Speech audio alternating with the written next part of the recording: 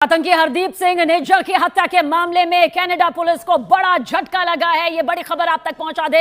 Canada की supreme court ने हत्याकांड के चारों आरोपियों को जमानत दे दी है। जब जैक सुलिवन मौजूद थे इंडिया के अंदर, तो उन्होंने कहा कि अमेरिका अपने रूल्स अमेंड कर रहा है ताकि जो टेक फॉर स्पेस, वो जिसे कहते हैं ना, कोऑपरेशन इंडिया के साथ हो सके।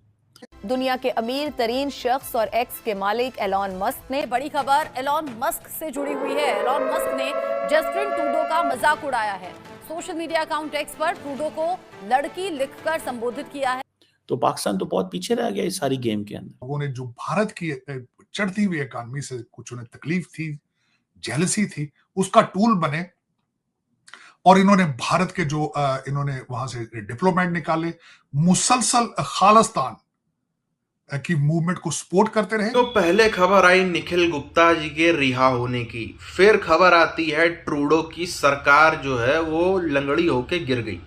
खबर आई पन्नों के निपट जाने की, और अब खबर आ रही है जो निज्जर हत्याकांड हुआ था तकरीबन 1-1.5-2 साल पहले, मोटा मोटी, वो उसमें जो 4 आरोपी थे, ऑब्वियसली उनको ये बोला जा रहा था कि ये रॉ के एजेंट हैं, ये भारत के हैं, ये भारतीय हैं, भारत ने, मोदी ने खुद इनको जो है वो कान में बता करके भेजा है, इस प्रकार की जो बातें लोग चला रहे थे ना।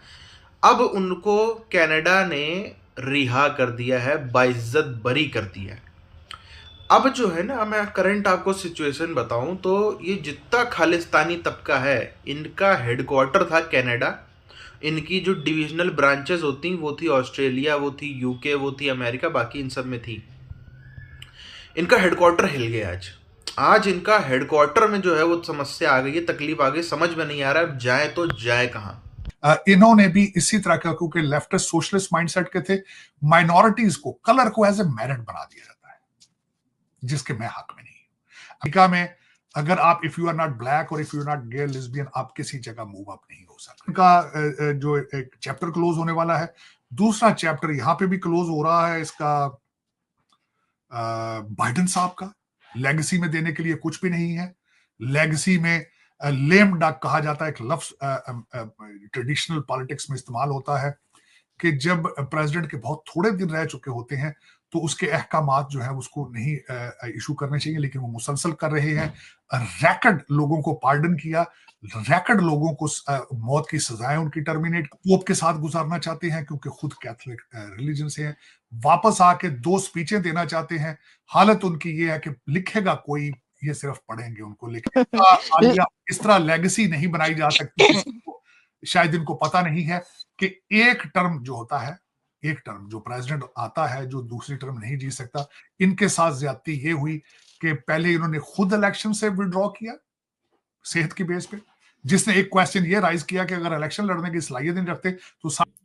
दोस्तों, आज से कुछ अर्सा पहले भारत ने एक मिसाइल टेस्ट किया था जिसे बोलते हैं कि अग्नि 5, और ये जो अग्नि 5 है, कहा जाता है कि जब इंडिया के defence research and development organisation ने इसका टेस्ट किया, एक लैंड बेस्ड न्यूक्लियर, जो कि आप समझ लें कि एक मिसाइल है जो कि multiple independently targetable re entry vehicle technology रखता है। रशिया है, बरतानिया है, अमेरिका है, पाकिस्तान ने भी MIRV टेस्ट किया हुआ है जनवरी 2017 के अंदर। और एक हमारे पास पाकिस्तान के पास एक मिसाइल है जिसे कहते हैं अबाबिल, मीडियम रेंज बैलिस्टिक मिसाइल। जब जैक सुलिवन मौजूद थे इंडिया के अंदर, तो उन्होंने कहा कि अमेरिका अपने रूल्स अमेंड कर रहा है ताकि जो टेक फॉर स्पेस, वो जिसे कहते हैं ना, कोऑपरेशन इंडिया के साथ हो सके। जो जैक सुलिवन की मुलाकातें हुई अजीत डोवल के साथ, उसमें उनको बताया गया कि सारे का सारा जो मिसाइल एक्सपोर्ट कंट्रोल पॉलिसीज हैं वो हमने अमेंड की हैं भारत के लिए।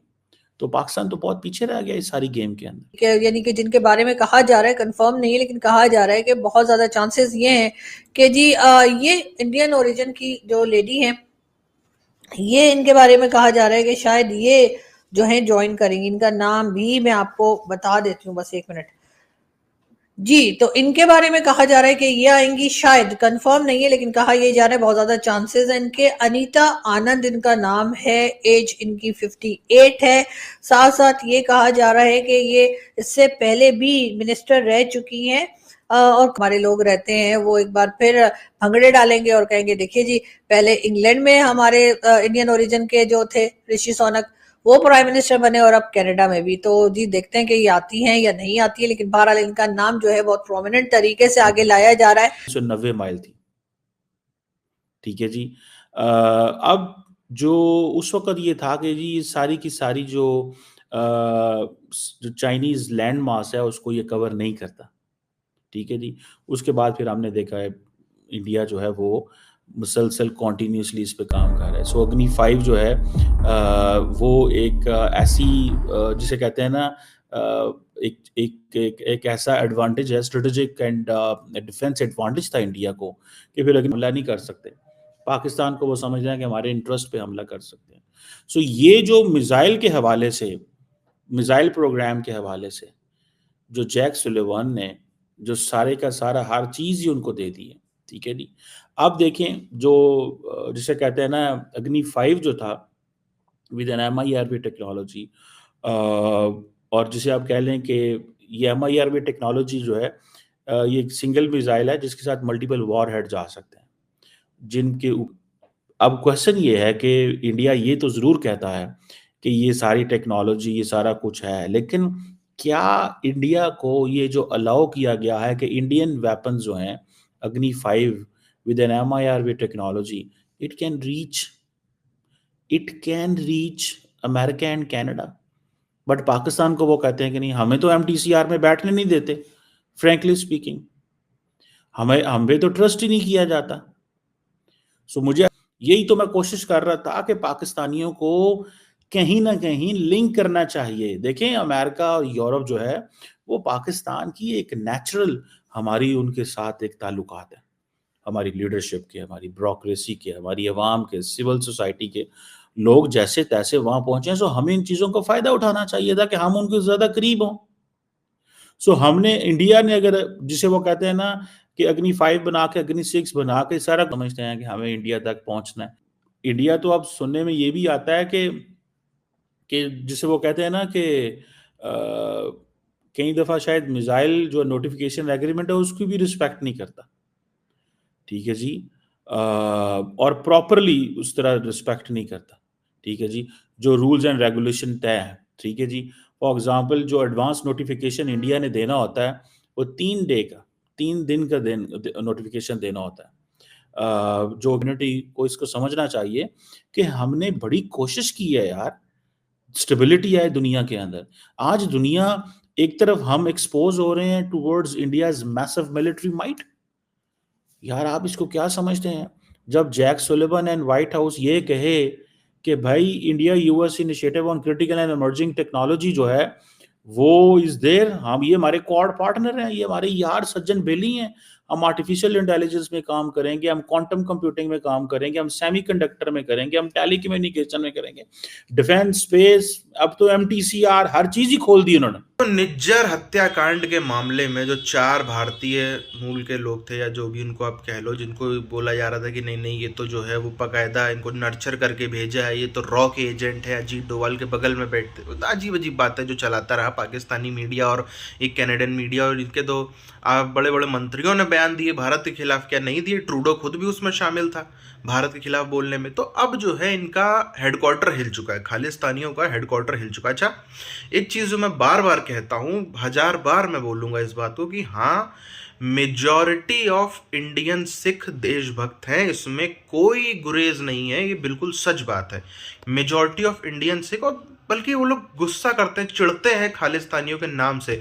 कोई बीच में 10 लोग के बीच में एक आदमी बोल दे खालिस्तान की बात तो वही उल्टा उनके खिलाफ हो जाते हैं। मगर सिर्फ ये स्टेटमेंट फैलाना कि खालिस्तानी सिर्फ कनाडा में है, खालिस्तानी सिर्फ यूके में है, खालिस्तानी सिर्फ विदेश में, ये भी सत्य नहीं है।